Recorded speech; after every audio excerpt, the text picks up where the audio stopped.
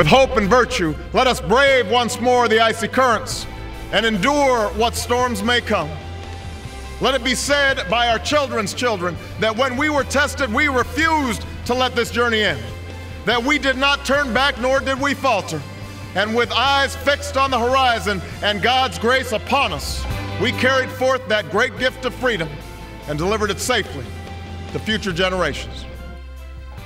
The words of President Barack Obama, sworn in yesterday as the country's new leader. Hi, I'm Carl Azus. We welcome you to this special inauguration edition of CNN Student News.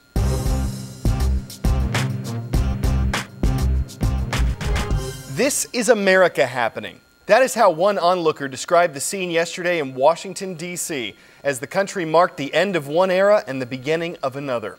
In a day filled with traditions, Barack Obama became the 44th member of what just might be the most exclusive club on the planet.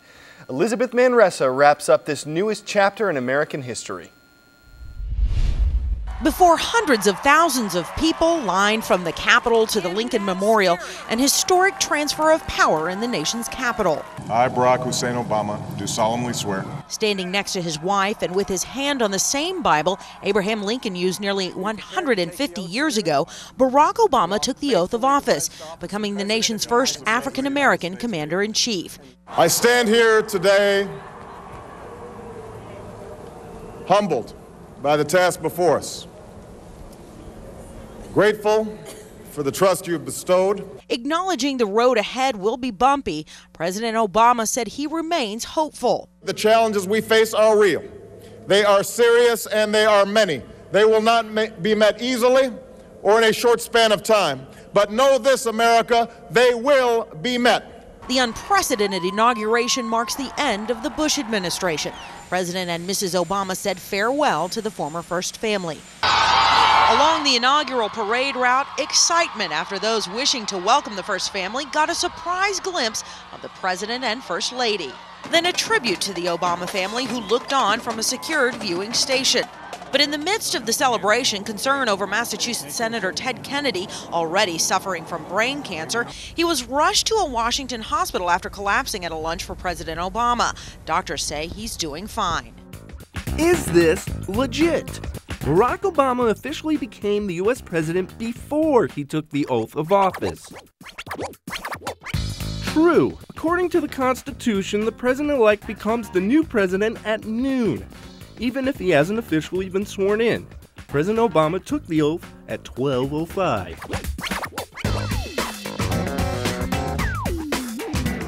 Okay, aside from the oath, one of the most anticipated parts of the inauguration is the inaugural address.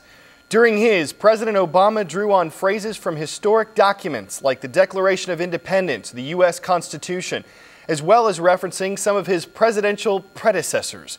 Bill Schneider examines how yesterday's speech compares to those that came before it.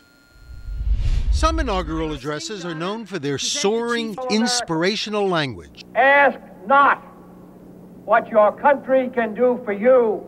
Ask what you can do for your country.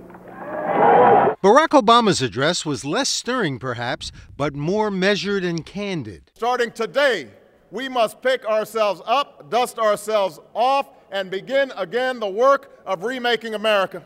At a time of crisis, a president needs to be reassuring, like Franklin Roosevelt, who said at his first inaugural, "The only thing we have to fear is fear itself." Or Bill Clinton in 1993. There is nothing wrong with America that cannot be cured by what is right with America. Obama, too, offered reassurance. We gather because we have chosen hope over fear, unity of purpose over conflict and discord. Some presidents have used their inaugural address to set out a bold agenda. Government is not the solution to our problem.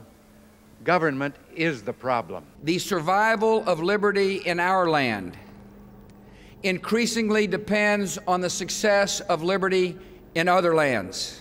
President Obama did talk about big plans, but they have to be practical. The question we ask today is not whether our government is too big or too small, but whether it works. Obama knows how to be stirring, and he was when he talked about his new approach to diplomacy. To those who cling to power through corruption and deceit, and the silencing of dissent, know that you are on the wrong side of history, but that we will extend a hand if you are willing to unclench your fist. Time for the shout-out. Which president's inauguration was the first one to be photographed? If you think you know it, shout it out. Was it Thomas Jefferson, Abraham Lincoln, James Buchanan, or William Taft? You've got 3 seconds. Go!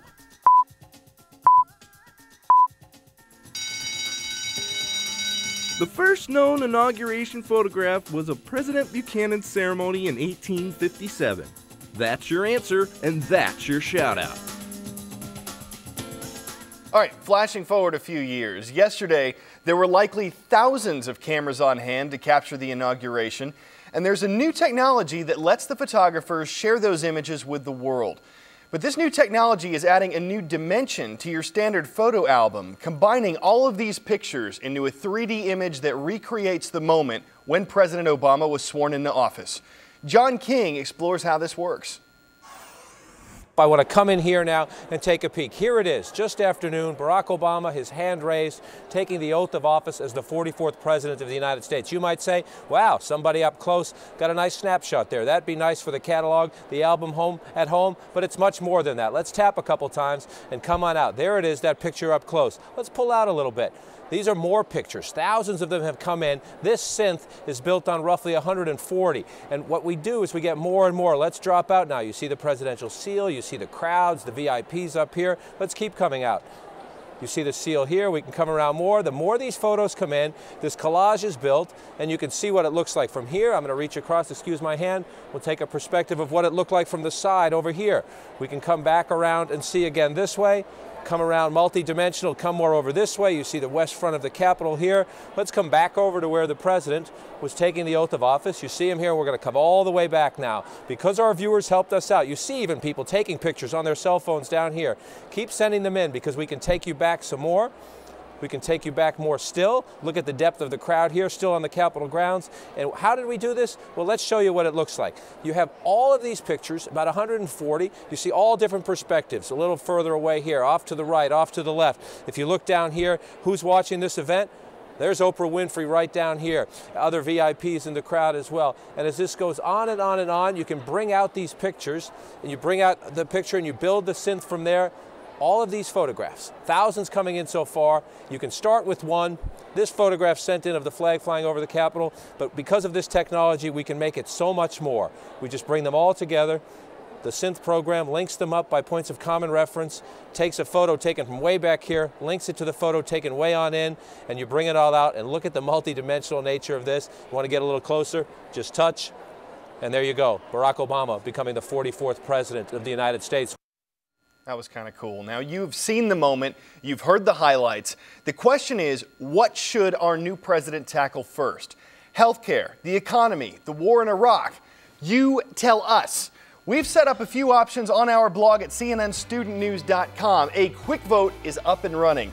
But we don't want you to let the options on that to fence you in. If you've got any ideas of what issues are most important to you or most important to the nation, we'd love for you to leave us your comments from A to Z. And today we'll leave you with images that President Obama himself will never forget, the day he became the 44th president of more than 303 million Americans. Now from here on out, you're going to hear us say President Obama, no longer President-elect. We hope you elect to check out CNN Student News again tomorrow and enjoy the rest of your day.